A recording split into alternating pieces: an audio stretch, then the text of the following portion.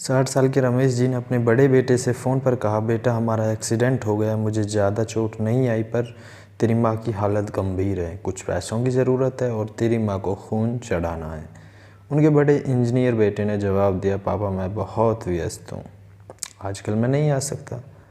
मुझे विदेश में नौकरी का पैकेज मिला है तो उसी की तैयारी कर रहा हूँ। आपका भी तो यही सपना था। और पैसों की तंगी भी चल रही है। पैसों की व्यवस्था पर आप खुद कर लीजिए, मैं बाद में दे दूँगा। उन्होंने अपने दूसरे बेटे को फ़ोन किया तो उसने भी आने से मना कर दिया। उसने अपनी ससुराल की शादी जाना था।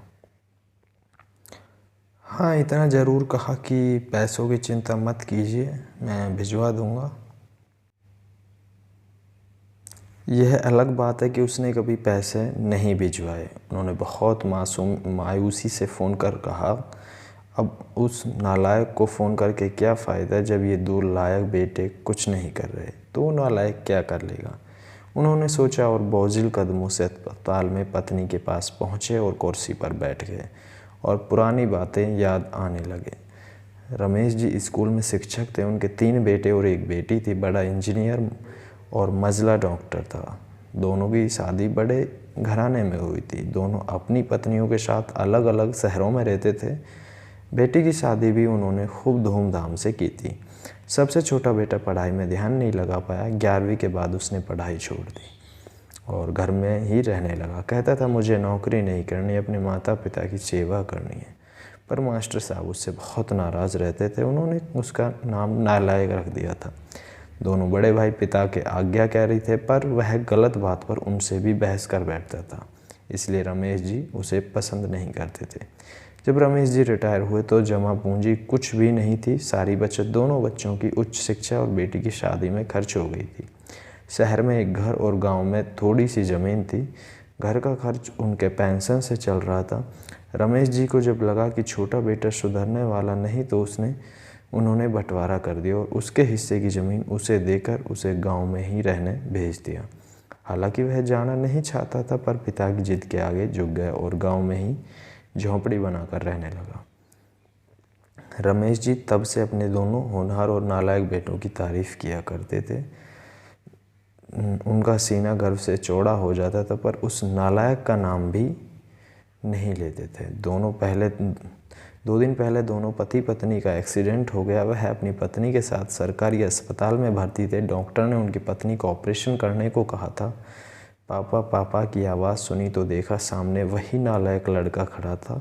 उन्होंने गुस्से से मुंह फेर लिया, पर उसने पापा के पैर छुए, रोते हुए बोला, पापा आपने इस नालायक को क्यों नहीं बताया, पर मैंने भी आप लोगों को पर जासूस छोड़ रखे हैं, खबर मिलते ही भाग आया। पापा के विरोध के बावजूद उसने उनको एक बड़े अस्पताल में भर्ती कराया, माँ का ऑपरेशन कराया, अपना खून दिया, दिन रात उनकी सेवा में लगा रहता और एक दिन वह गायब हो गया। वह उसके बारे में फिर बुरा सोचने लगे थे कि तीसरे दिन वह वापस आ गया। महीने भर में ही माँ एकदम ठीक हो गई। वह अस्पताल से छुट्टी लेकर उन लोगों को घर ले आया। रमेश जी के पूछने पर बता दिया कि खैराती अस्पताल था, पैसे नहीं लगे, घर में नौकरानी थी ही। वह उन लोगों को छोड़कर वापस गांव चला गया। धीरे धीरे सब कुछ सामान्य हो गया। एक दिन यूं ही उनके मन में आया कि उस नालायक की खबर ली जाए। दोनों जब गांव के खेत पर पहुंचे तो झोपड़ी में ताला देखकर चौंके। उनके खेत में काम कर रहे आदमी से पूछा तो उसने कहा, ये खेत अब मेरे हैं क्या? पर यह खेत तो उन्हें बहुत आश्चर्य हुआ। उस आदमी ने कहा, हाँ, उसकी माँ की तबीयत खराब थी, उसके पास पैसे नहीं थे तो उसने अपने सारे खेत बेच दिए। वह रोज़ी रोटी की तलाश में दूसरे शहर चला गया है। बस यह झोंपड़ी उसके पास रह गई है, यह रह रही उसकी चाबी। वह झोंपड़ी में दाखिल हुए तो बस उस नालायक की याद आ गई। टेबल पर पड़ा लिफाफा खोलकर देखा तो उसमें रखा अस्पताल का 9 लाख का बिल उनको मुंह चिढ़ाने लगा। उन्होंने अपनी पत्नी से कहा, पालकी तुम्हारा बेटा नालायक तो था ही, झूठा भी है। अचानक उनकी आंखों से आंसू गिरने लगे और वह जोर से चिल्लाए, तू कहाँ चला गया नालायक?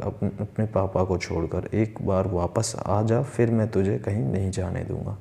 उनकी पत्नी के आंसू भी बह जा रहे थे और रमेश जी को इंतजार था अपने नालायक बेटे को अपने गले से लगाने का। सचमुच बहुत नालायक था वो।